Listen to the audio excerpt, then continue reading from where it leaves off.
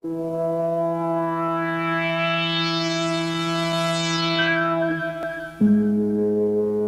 deep fracture in the Earth's crust slashes across 700 miles of California.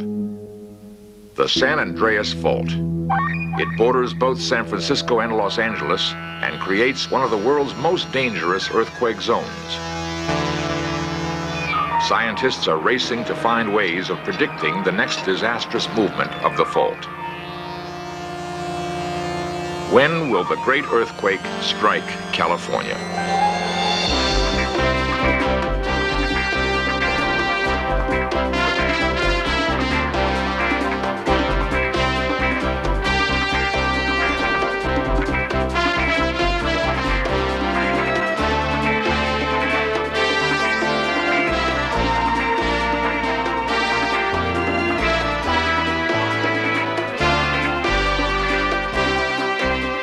This series presents information based in part on theory and conjecture. The producer's purpose is to suggest some possible explanations, but not necessarily the only ones, to the mysteries we will examine. California is famous for its warm and sunny climate. Its diverse lifestyles and spectacular vistas are as varied as any other land on Earth.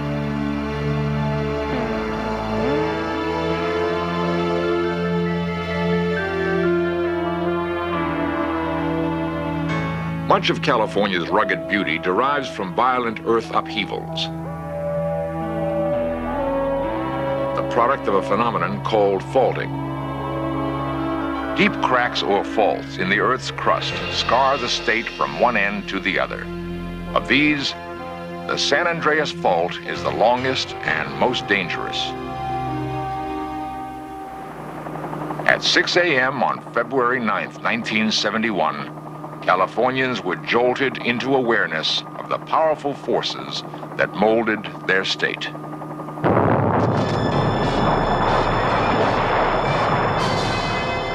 A sudden earthquake just north of Los Angeles caused massive devastation.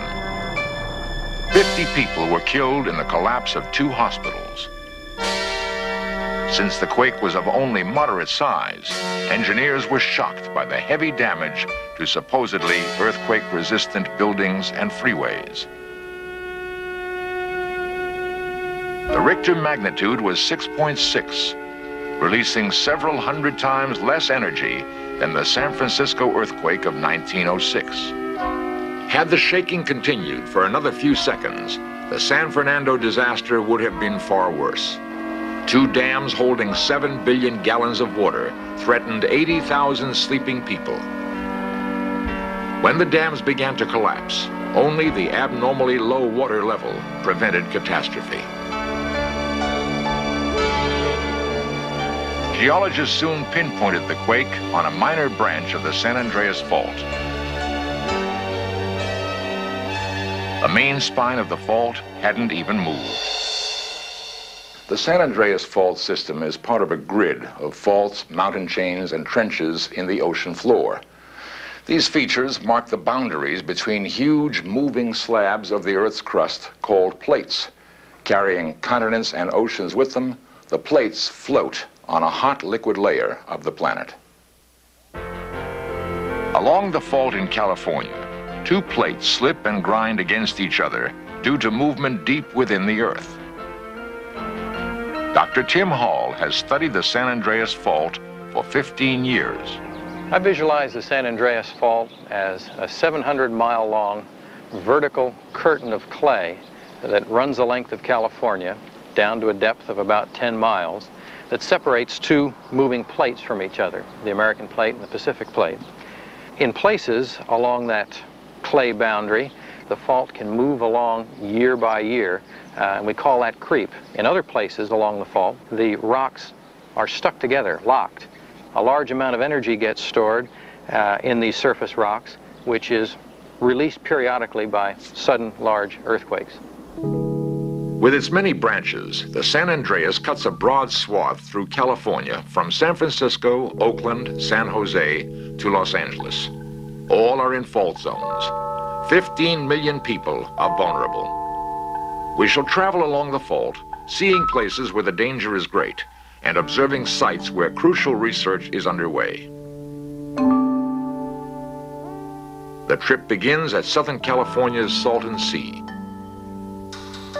Repeated fault movement has lifted and exposed a reddish band of rock. The twisted cliffs were gouged by the fault's immense power. Nearby, the San Andreas has made pockets of groundwater. Lines of palm trees and brush mark the fault's passage beneath the bleak sands.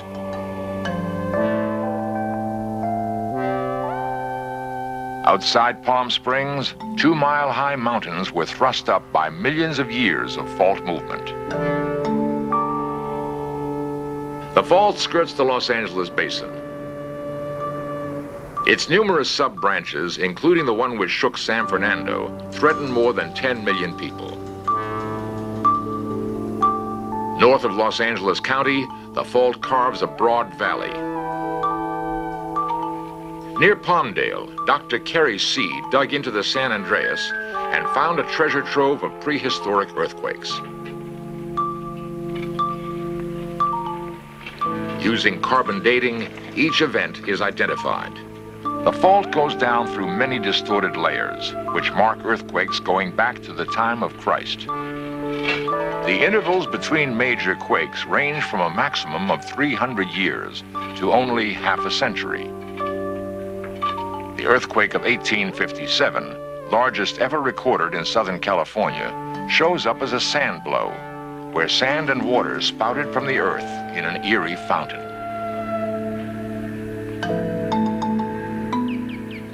Trees along the fault had their roots sheared during the quake, causing growth to slow abruptly at the 1857 ring.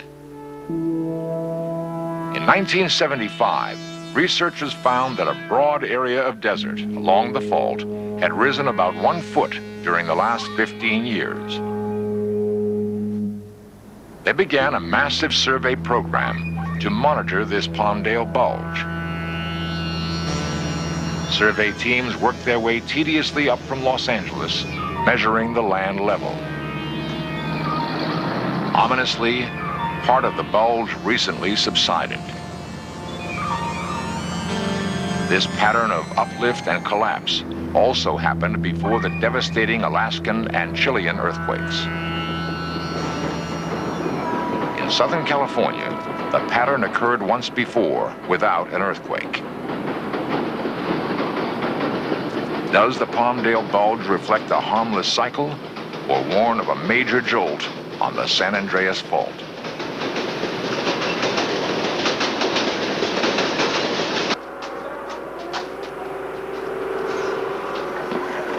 North of Palmdale, geologists drilled deep into the fault zone to measure the stress on underground rock.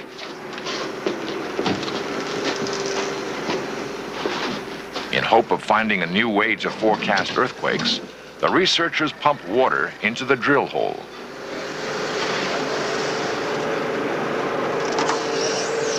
They increase the pressure until the rock breaks.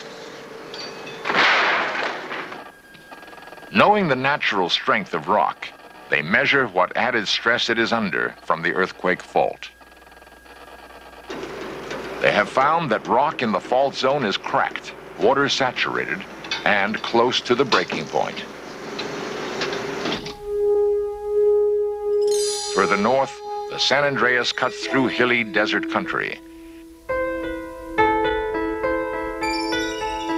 In the stark and desolate Carrizo Plain, fault features are clearer than anywhere else.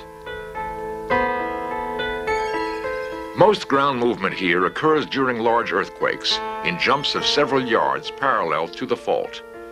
The last of these took place in 1857. The quakes also cause the ground to move vertically, forming ridges along the fault. Repeated slippage has diverted streams along the fault. According to carbon dating, this stream bed moved 125 meters in the last 3,400 years. The Pacific Plate slides northwest, averaging 2 inches a year. At this rate, In 5 million years, it will carry Los Angeles past the Carrizo Plain on its way to San Francisco.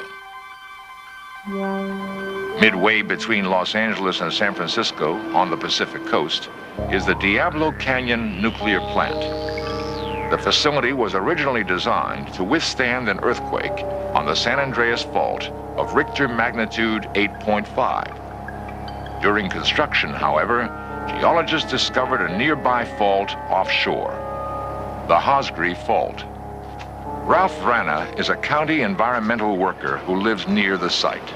I'm opposed to the nuclear power plant at Diablo Canyon because there's an earthquake fault running 2.5 miles from the plant itself, and that fault happens to be 250 miles long, and it's a major earthquake fault in California.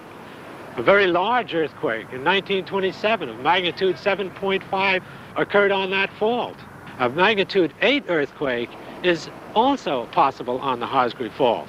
Earthquakes are. Richard Davin represents the plant's owner, Pacific Gas and Electric. There are earthquake faults around Diablo Canyon, of course. There's San Andreas Fault 48 miles away, but there's a Hosgri Fault which is closer, and that's the one that's been of the major concern in the last several years. And as a result, it's been the most thoroughly investigated fault, probably in California outside of the San Andreas, and we have designed that plant to withstand the maximum earthquake that could ever be expected to occur on that fault. Those of us who live close to the plant, or 7 miles away myself, or wonder whether we happen to be guinea pigs in this experiment or not. People talk about earthquakes even bigger and bigger and bigger, the kind of earthquake that would split this containment structure in half. I think when we got that kind of an earthquake, we've reached the end of the world, because before that would happen, California would be in the ocean. After the Hosgri Fault was found, PG&E strengthened the plant. The adequacy of their precautions is controversial. We are only beginning to understand the dynamics of earthquakes. Whether any possible ground shock could cause hazardous release of nuclear radiation remains unknown. Further north, the fault continues to pass through major population centers. A great earthquake would cause incalculable disaster. Is there a way to predict it? The little town of Hollister lies 80 miles south of San Francisco on the San Andreas Fault's Calaveras branch. August 6, 1979. The strongest earthquake since 1911.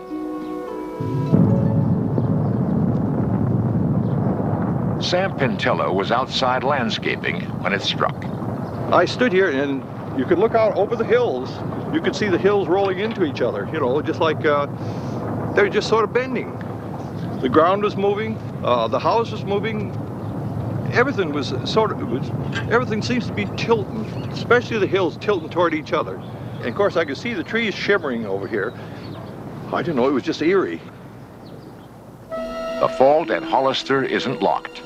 Slow creep and small shakes tear the land beneath the center of town. Houses are twisted out of shape. Streets and curbs are cracked and broken. In this region of unusual activity, instruments monitor fault movement.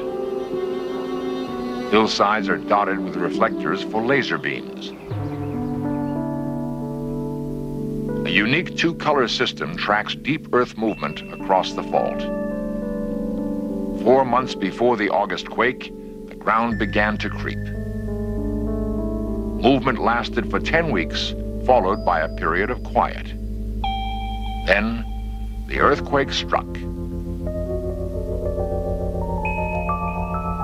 It is hoped the laser will eventually provide a reliable way to forecast earthquakes. West of Hollister, the San Andreas Fault gouges a narrow valley.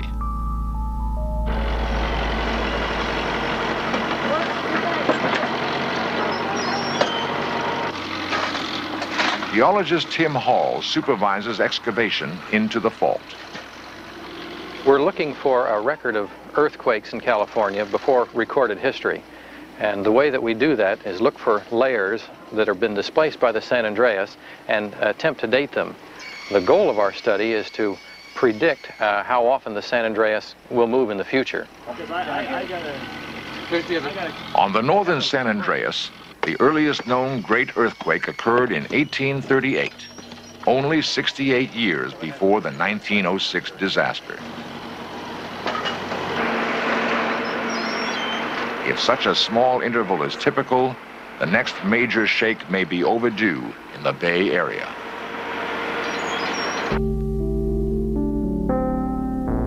Slashing north along a chain of valleys and long, narrow lakes, the San Andreas Fault cuts the San Francisco Peninsula in two. On the shore of San Francisco Bay is Marine World, where studies of animal behavior may give warning of earthquakes to come. Peter Gross is director of land animals. What we have here at Marine World is the entire collection of both land and sea animals being viewed on a daily basis by all the keepers and the trainers and the handlers. And what they're looking for is any kind of an unusual, sustained behavior that might show flight or fear, which we can then document as happening just before an earthquake.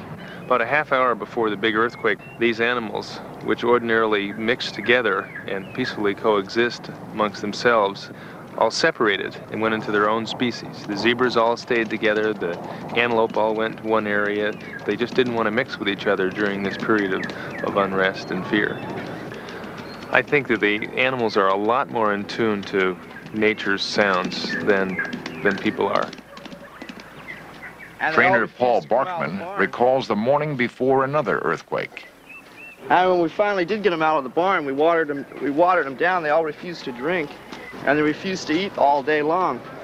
We have one lead elephant, Jenny. She's the oldest, and she was thumping the whole day long, and she was trumpeting, which she very seldom does. And the other elephants were answering her back, and they were just really hard to control the whole day until after 4 o'clock when the quake hit.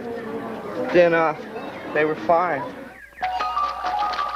Reports of strange animal behavior before earthquakes go back thousands of years. So far, however, it has proven difficult to use such information for reliable prediction. There is still no sure way to warn of an earthquake. On the western edge of San Francisco Bay, homes are often built on compacted landfill.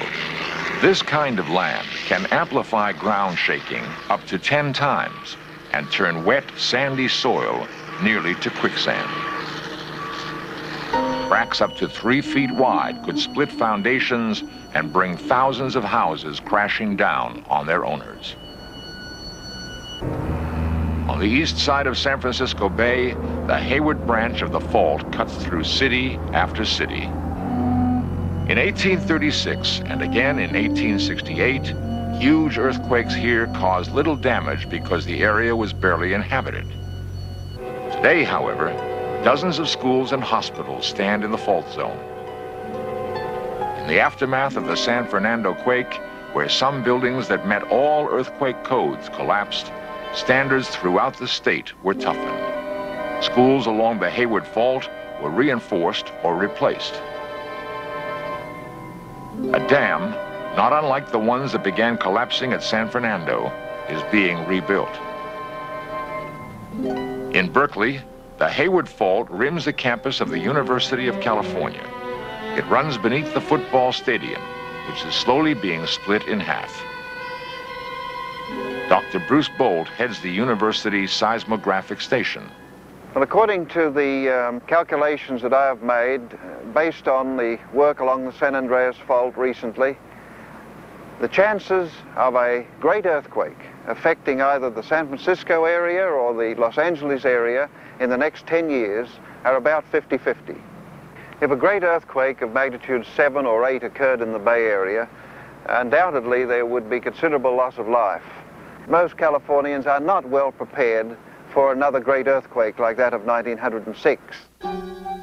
North of San Francisco, the San Andreas slices through Marin County. The little town of Olima straddles the fault. On April 18, 1906, a giant tremor broke the earth. It shifted roads and fences an incredible 20 feet. Olimo was the epicenter for California's greatest earthquake disaster, known as the San Francisco earthquake.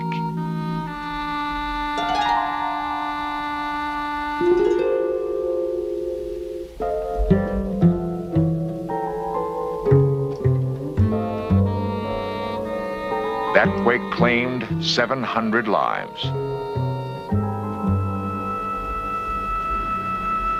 Today, the death toll from a major shock along the San Andreas could reach the tens of thousands.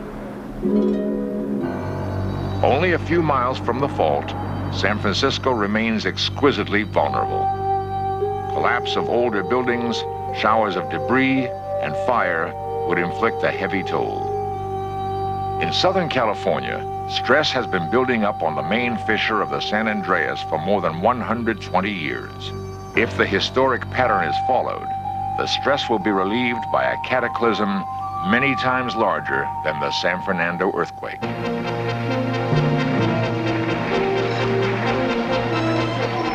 It is frightening to imagine that disaster multiplied 100-fold. Thousands dead, families homeless, firestorms raging out of control. 1906 type disaster would cause unimaginable chaos, but earthquakes recorded in Asia and Alaska dwarf any yet seen in California. Perhaps we have yet to learn the full power of the San Andreas Fault.